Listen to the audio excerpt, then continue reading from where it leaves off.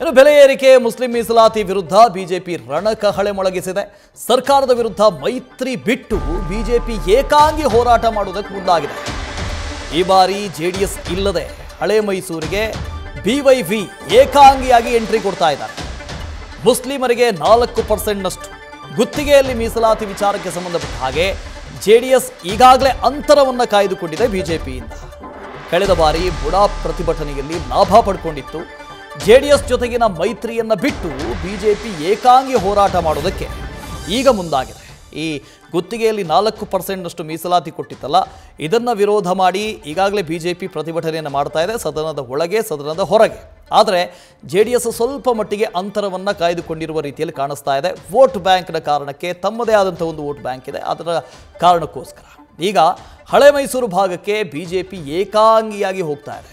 ಈ ಹಿಂದೆ ಬುಡಾ ಪ್ರಕರಣಕ್ಕೆ ಸಂಬಂಧಪಟ್ಟ ಹಾಗೆ ಆಗಲೂ ಕೂಡ ಬಿಜೆಪಿ ಹೋರಾಟವನ್ನು ಮಾಡಿತ್ತು, ಆದರೆ ಅಲ್ಲಲ್ಲಿ ಜೆಡಿಎಸ್ ಕೂಡ ಒಟ್ಟಿಗೆ ಹೋಗ್ತಾ ಇತ್ತು. ಆದರೆ ಈ ಬಾರಿ ಮಾತ್ರ ಏಕಾಂಗಿಯಾಗಿ ಬಿಜೆಪಿ ಹೋರಾಟ ಮಾಡೋದಕ್ಕೆ ಸಿದ್ಧತೆಯನ್ನು ನಡೆಸಿಕೊಂಡಿದೆ.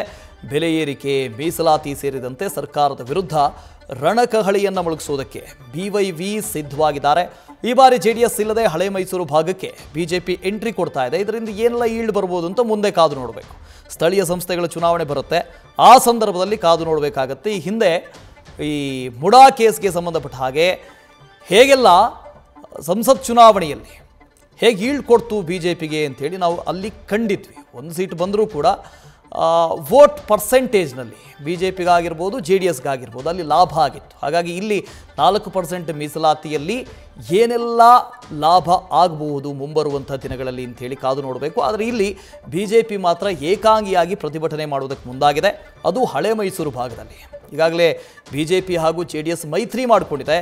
ಮೈತ್ರಿಯ ಮಧ್ಯೆಯೂ ಕೂಡ ಹಳೆ ಮೈಸೂರು ಭಾಗದಲ್ಲಿ ಬಿಜೆಪಿ ಮಾತ್ರ ಪ್ರತಿಭಟನೆಗೆ ಮುಂದಾಗಿರೋದು ಸ್ವಲ್ಪ ಅಚ್ಚರಿ ಅಂಥೇಳಿ ಅನಿಸುತ್ತೆ. ಅದಕ್ಕೆ ರಾಜಕೀಯ ಕಾರಣಗಳು ಸಾಕಷ್ಟಿದ್ದಾವೆ.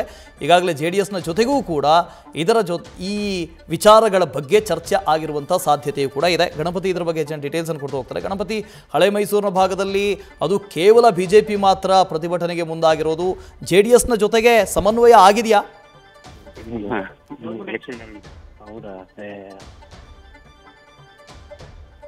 ಮತ್ತೆ ಅವ್ರನ್ನ ಸಂಪರ್ಕ ಮಾಡುವಂಥ ಪ್ರಯತ್ನವನ್ನು ಮಾಡ್ತೇನೆ. ಇಲ್ಲಿ ಬಿಜೆಪಿ ಮಾತ್ರ ಏಕಾಂಗಿಯಾಗಿ ಹೋಗ್ತಾ ಇರೋದು ಪ್ರತಿಭಟನೆಗೆ ಸ್ವಲ್ಪ ಅಚ್ಚರಿ ಮೂಡಿಸ್ತಾ ಇದೆ ಅಂತ.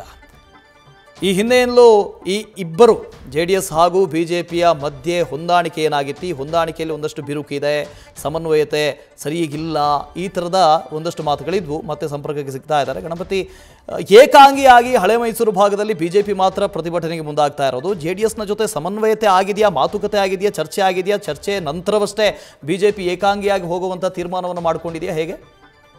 ಖಂಡಿತವಾಗಿಯೂ ಕೂಡ ನಾಳೆ ನಡೆಯುವಂತಹ ಪ್ರತಿಭಟನೆ ವಿಜೇಂದ್ರ ಅವರ ನೇತೃತ್ವದಲ್ಲಿ ನಡೀತಾ ಇದೆ. ಜೊತೆಗೆ ಇದು ಮೈತ್ರಿ ಪಕ್ಷವಾದಂತಹ ಜೆಡಿಎಸ್ ಜೊತೆಗೆ ಇದುವರೆಗೂ ಕೂಡ ಬಿಜೆಪಿ ನಾಯಕರು ಚರ್ಚೆ ಮಾಡಿಲ್ಲ. ಕಾರಣ ಏನು ಅಂತಂದ್ರೆ ಇಲ್ಲೊಂದ್ ಕಡೆ ಸಮನ್ವಯ ಕೊರತೆ ಇದೆ ಅನ್ನೋದು ಕೂಡ ಈ ಲೆಕ್ಕಾಚಾರದಲ್ಲಿ ಗೊತ್ತಾಗ್ತಾ ಇದೆ. ಸ್ವತಃ ನಿಖಿಲ್ ಕುಮಾರಸ್ವಾಮಿ ಅವರೇ ಇವತ್ತು ಒಂದು ಸುದ್ದಿಗೋಷ್ಠಿಯಲ್ಲಿ ಅವರು ಹೇಳಿರುವಂತದ್ದು ಅಂದ್ರೆ ಬಿಜೆಪಿ ನಾಯಕರು ನಮ್ಮ ಜೊತೆ ಚರ್ಚೆ ಮಾಡಿಲ್ಲ, ಅವ್ರು ಈಗಾಗಲೇ ಬೆಲೆ ಏರಿಕೆ ಸಂಬಂಧಪಟ್ಟಂಗೆ ಸರಣಿ ಪ್ರತಿಭಟನೆಗೆ ಅಂದ್ರೆ ಬ್ಯಾಕ್ ಟು ಬ್ಯಾಕ್ ಪ್ರತಿಭಟನೆಗೆ ಕೂಡ ಈಗಾಗಲೇ ಸಿದ್ಧತೆಯನ್ನ ಮಾಡ್ಕೊಂಡಿದ್ದಾರೆ ಅಂತ ಅವರು ಕೂಡ ಈಗಾಗಲೇ ಹೇಳಿರುವಂತದ್ದು. ವಿಜೇಂದ್ರ ಅವರು ಹಳೆ ಮೈಸೂರು ಭಾಗಕ್ಕೆ ಎಂಟ್ರಿ ಆಗ್ತಿರುವಂತಹ ಹಿನ್ನೆಲೆ ಏನು ಅಂತಂದ್ರೆ ನೋಡಿ, ಪಕ್ಷದಲ್ಲಿ ಸಂಘಟನೆಯಲ್ಲಿ ಅವರು ಕೂಡ ತೋರಿಸ್ಕೊಳ್ಬೇಕು. ಜೊತೆಗೆ ಹಳೆ ಮೈಸೂರು ಭಾಗದಲ್ಲೂ ಕೂಡ ಬಿಜೆಪಿ ಒಂದಷ್ಟು ಸಂಘಟನೆಗಳಿದೆ ಅಂತ ಕೂಡ ತೋರಿಸಬೇಕಾಗುತ್ತೆ. ಕಾರಣ ಏನು ಅಂತಂದ್ರೆ ಕಳೆದ ಒಂದು 5-6 ತಿಂಗಳ ಹಿಂದೆ ನಡೆದಂತಹ ಮೂಡಾ ಒಂದಷ್ಟು ಹೋರಾಟ ಏನಾಗಿತ್ತು ಅಂತಂದ್ರೆ ಮೈತ್ರಿ ಅಂದ್ರೆ ಜೆಡಿಎಸ್ ಹಾಗೂ ಬಿಜೆಪಿ ನಾಯಕರ ಹೋರಾಟ ಆಗಿತ್ತು. ಅಲ್ಲಿ ಎಲ್ಲೋ ಒಂದ್ ಕಡೆ ವಿಜೇಂದ್ರ ಅವರು ವೀಕ್ ಆಗಿ ಕಾಣಿಸ್ಕೊಳ್ತಾ ಇದ್ರು. ಅಂದ್ರೆ ಕುಮಾರಸ್ವಾಮಿ ಅವರ ಎಂಟ್ರಿ ಕೂಡ ವಿಜೇಂದ್ರ ಅವರ ವೀಕ್ ಆಗಿ ಕಾಣಿಸುವ ಲೆಕ್ಕಾಚಾರ ಕೂಡ ಕಾಣ್ತು. ಈ ನಿಟ್ಟಿನಲ್ಲಿ ಎಲ್ಲೋ ಒಂದ್ ಕಡೆ ಗೊಂದಲ ಕೂಡ ಉಂಟಾಯ್ತು. ಮೂಡಾ ಪ್ರತಿಭಟನೆ ಕೇವಲ 2 ಪಕ್ಷದ ಜೊತೆಯಾಗಿ ಹೋಗ್ತಾ ಇದೆಯಾ, ಎಲ್ಲೊಂದ್ ಕಡೆ ಗೊಂದಲದಲ್ಲಿ ಹೋಗ್ತಾ ಇದೆಯಾ ಅನ್ನೋದು ಕೂಡ ಲೆಕ್ಕಾಚಾರ ಉಂಟಾಗಿತ್ತು. ಈ ಹಿನ್ನೆಲೆಯಲ್ಲಿ ಈ ಬಾರಿ ಅಂದ್ರೆ ಬೆಲೆ ಏರಿಕೆ ಇರ್ಬೋದು, ಮುಸ್ಲಿಂ ಮೀಸಲಾತಿ ಇರ್ಬೋದು, ಜೊತೆಗೆ ಹನಿ ಟ್ರ್ಯಾಪ್ ಇರ್ಬೋದು, ಶಾಸಕರ ಅಮಾನತು ವಿಚಾರ ಇರ್ಬೋದು, ಈ ಎಲ್ಲಾ ವಿಚಾರವನ್ನ ಇಟ್ಕೊಂಡು ಈಗಾಗಲೇ ರಾಜ್ಯ ಬಿಜೆಪಿಯ ರಾಜ್ಯಾಧ್ಯಕ್ಷರು ಏನಿದ್ದಾರೆ ಅವರು ಈಗಾಗಲೇ ಹಳೆ ಮೈಸೂರು ಭಾಗ ಸೇರಿದಂತೆ ಒಟ್ಟಾರೆಯಾಗಿ ಪ್ರತಿಭಟನೆಗೆ ಮುಂದಾಗಿರುವಂತದ್ದು. ಈ ನಿಟ್ಟಿನಲ್ಲಿ ಏಕಪಕ್ಷೀಯವಾಗಿ ಜೊತೆಗೆ ಏಕಾಂಗಿಯಾಗಿ ಹೋರಾಡಲಿಕ್ಕೆ ಈಗಾಗಲೇ ಈ ಮೂಲಕ ಸಜ್ಜಾಗ್ತಿರುವಂತದ್ದು ವಿಜೇಂದ್ರ ಅಂತಾನೆ ಹೇಳ್ಬೋದು. Vasudev. Okay, thank you Ganapati. News First ನಿರ್ಭೀತಿಯಿಂದ ನಿಮ್ಮ ಪರವಾಗಿ.